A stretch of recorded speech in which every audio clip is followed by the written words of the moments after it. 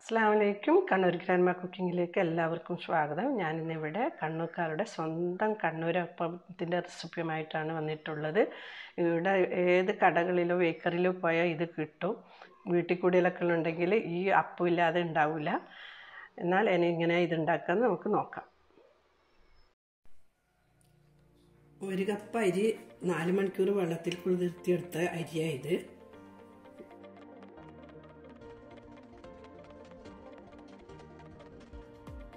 ഒരു കപ്പ് അരിക്ക് 1 കപ്പ് ചോറ് തന്നെ എടുക്കണം. 1 കപ്പ് ചോറ് ചേർത്ത് കൊടുക്കുന്നുണ്ട്.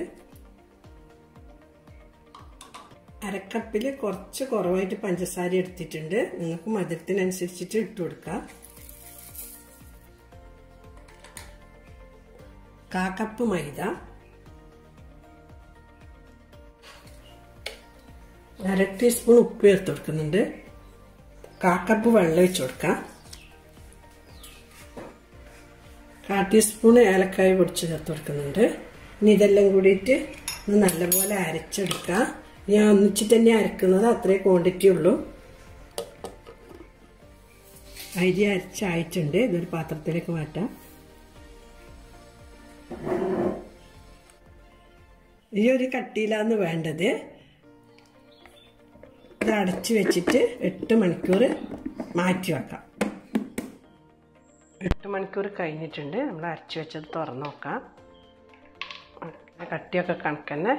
ഇതിലേക്ക് നമുക്കൊരു 1/4 ടീസ്പൂണ് ബേക്കിംഗ് പൗഡർ ചേർത്ത് കൊടുക്കാം. നല്ലപോലെ മിക്സ് ചെയ്യാം. നിങ്ങൾക്ക് ബേക്കിംഗ് പൗഡർ അല്ലെങ്കിൽ ഈസ്റ്റും ചേർത്ത് കൊടുക്കാം. ഈസ്റ്റാണെങ്കിൽ അരച്ച് വെക്കുമ്പോൾ ചേർത്ത് കൊടുക്കണം. ഒരു 1/2 ടീസ്പൂൺ ഈസ്റ്റ് ചേർത്ത് കൊടുത്താൽ ഈസ്റ്റാണെങ്കിൽ. നമുക്കിത് ഒരു കാരിയിൽ ഒഴിച്ചിട്ട് ചുട്ടെടുക്കാം. കാരി ചൂടായിട്ടുണ്ട്. ഇതിലേക്ക് ഓയിൽ ഒഴിച്ചു കൊടുക്കുക. വെളിച്ചെണ്ണ വയ്ക്കുന്നത് ഒരു 3/4 ഭാഗം ഒഴിച്ചു കൊടുത്താൽ മതി.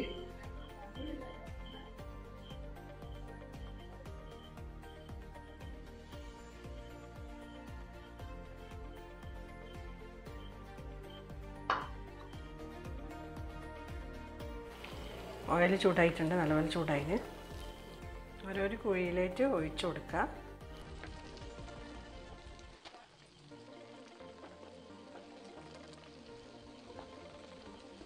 ഓയിൽ ഒഴിച്ചു കൊടുത്തിട്ട് തന്നെ നമ്മൾ ഇത് കുഴിയിലേക്ക് ഒഴിക്കുമ്പോഴേക്ക് ഫുൾ ആയി വന്നിട്ടുണ്ട്. എൻ്റെ അടുത്തുള്ള കാരിൻ്റെ കുഴി ചെറിയ കുഴിയാണ്. സാധാരണ ഒരു വലിയ കാരിക്കുഴിയിലാണ് ഒഴിക്കുക. അപ്പോൾ നല്ല ഭംഗിയുണ്ടാവും അപ്പം കാണാൻ. ഇത് ചെറിയ ചെറിയ അപ്പം ഉണ്ടാക്കുക. നമുക്കിത് മറിച്ചിട്ട് നോക്കാം. ആദ്യം ഇട്ടത് ആദ്യം മറിച്ചിട്ട് കൊടുക്കാം.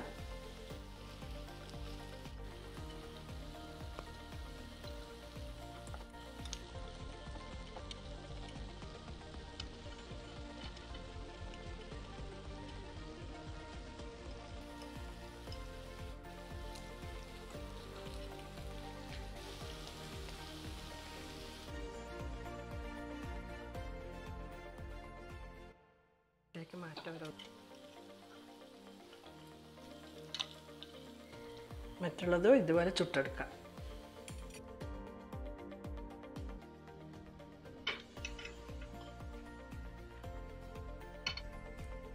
കണ്ണൂരപ്പം കംപ്ലീറ്റ് ചുട്ടായിട്ടുണ്ട്. ഉള്ളൊക്കെ നല്ലപോലെ ആയിട്ടുണ്ട്. എല്ലാവരും ഒന്ന് ട്രൈ ചെയ്ത് നോക്കണം. എൻ്റെ വീഡിയോ കാണുന്നവരെ വീഡിയോ ഇഷ്ടപ്പെട്ടിട്ടുണ്ടെങ്കിൽ ലൈക്ക് ചെയ്യുക, ഷെയർ ചെയ്യുക, കമൻറ്റ് ചെയ്യുക. നിങ്ങളെ വിലപ്പെട്ട അഭിപ്രായം അറിയിക്കുക. ഇൻഷാ അല്ലാഹ് നല്ലൊരു വീഡിയോ ആയിട്ട് വീണ്ടും വരാം. Thank you.